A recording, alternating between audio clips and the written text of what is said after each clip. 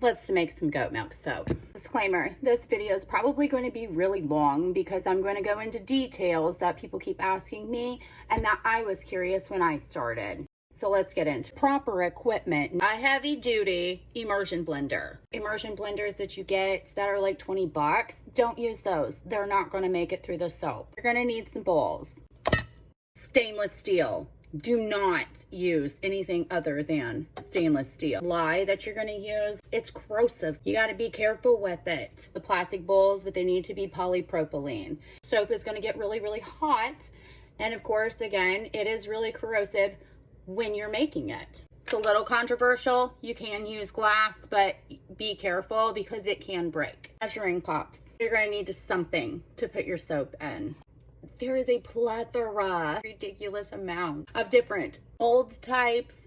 Silicone is the easiest to use. I've even used ice cube trays that are made out of silicone. Made the little piggies and flowers. It's never ending. It is a never ending list of available molds. A good scale that measures in grams. That is the most popular way.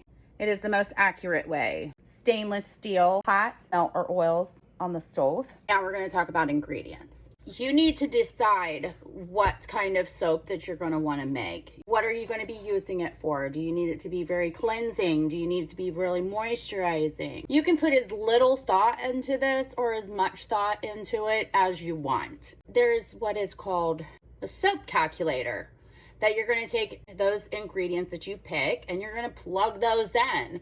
And it's going to spit out a bunch of information for you, like amounts of lye to the water or milk or whatever liquid that you're using, to decide on like percentages of each of the oils that you want to. You're going to have to play around with it. You're going to have to just do it and see what happens. Start out with small batches. Do some experimenting.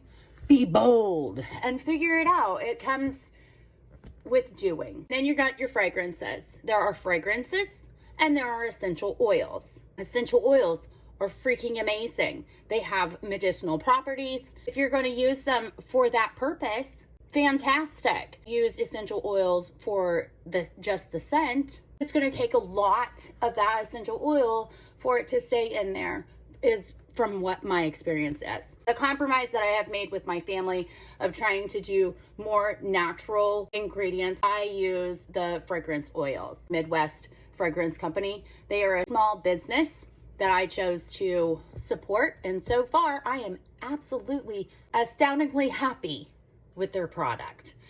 The scents seem to stay in the soap for a really long time. We personally, with our sensitive skin, have not had any reaction, which makes some decisions.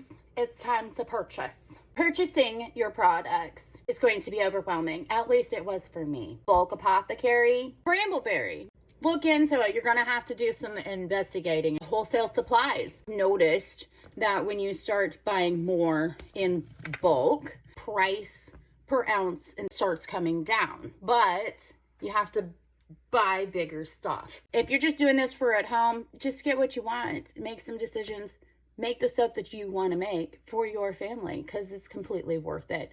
And in the long run, your skin's going to thank you for it, and so is your pocketbook. Then you're going to decide, are you going to use goat milk? You can also use just water. Don't use tap water, because we're doing chemistry shit. Your water has other things in it. Minerals, especially if you're on town water, they put stuff in your water to make it drinkable. Distilled water is how you're going to do it, so that you don't have any of these weird, scummy, it's just get the distilled water. I made that mistake too. So far we have gone over equipment, ingredients, and making decisions. There's a lot more to it than people realize, but you can make it really simple too and just do it. Set your scale on grams. Put your bowl on there. You're going to use the tare button.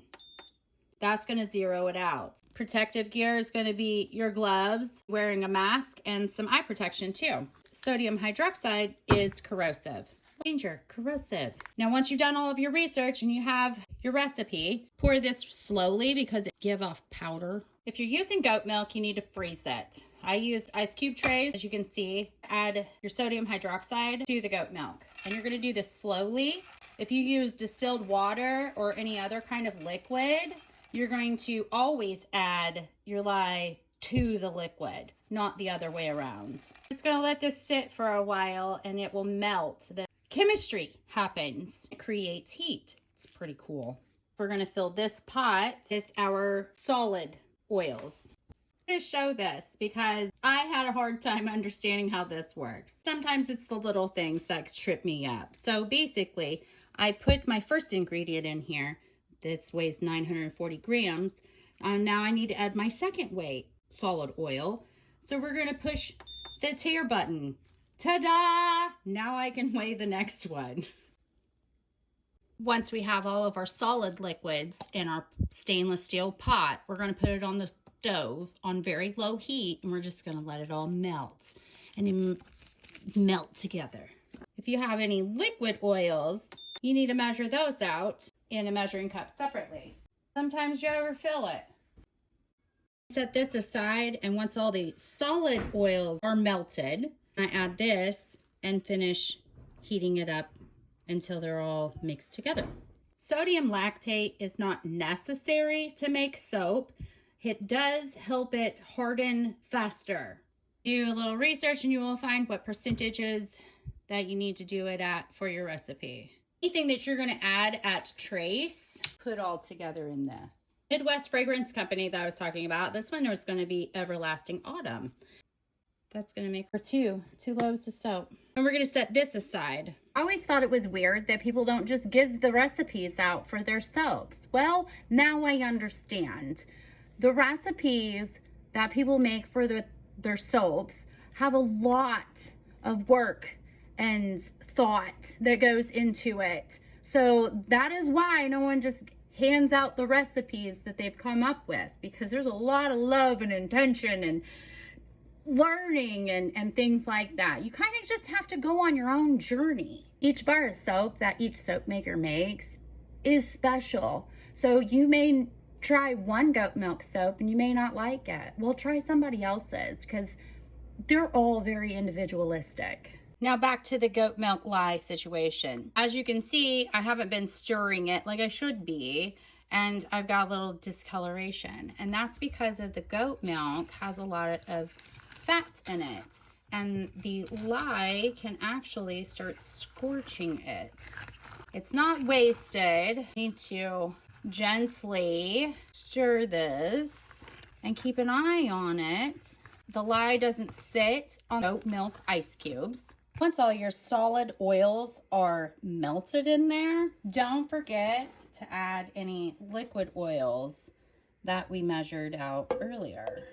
Now you can worry about what temperature it is going to be at and things like that. I haven't noticed a difference. I want this to be clear and no grainy look to it. I do put Sharia butter in mine, which can take a little longer to fully melt. After your lye has melted your goat milk, let it go through the whole heat process that it does. It will get hot. Let it cool back down. The oils will need to be way cooler than what they were when we were heating them up. We're looking for more of like a room temperature kind of a situation, because I'm going to do cold process. You can also do soap as a hot process, which is freaking fantastic and absolutely fun to do. I use a hot process when I make my shave soaps. That gets hot, really, really hot. It goes through the sopanification process, which is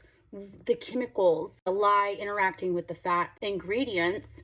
That's how you end up with soap. Cold process does the sopanification process over a period of time. This is our melted oils. Add oat milk lye solution. And this is the cool part. And trace fancy stuff. The sodium lactate and the aloe vera and any of your super fatting things or the fragrance.